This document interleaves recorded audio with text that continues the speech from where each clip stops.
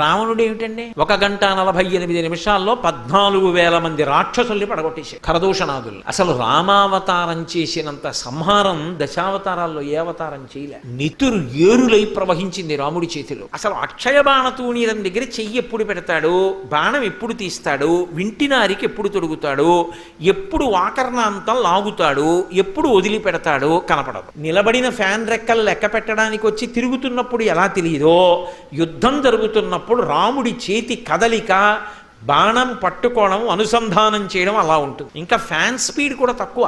విమానం ప్రొపెల్లర్స్ తిరుగుతాయే అంతకన్నా ఇంకా ఎక్కువ వేగం. అసలు ఆయన చెయ్యి కానీ, బాణం కానీ తీయడం కానీ, వింటినారికి సంధించడం కానీ, గురి చూడడం కానీ, కొట్టడం కానీ తెలియదు. రాముడు యుద్ధం చేస్తున్నాడని దేనివల్ల తెలుస్తుందంటే ఎదురుగుండా ఉన్నవాళ్ళు పడిపోతూ ఉండడాన్ని బట్టి తెలుస్తుంది బాణాలు గుచ్చుకొని.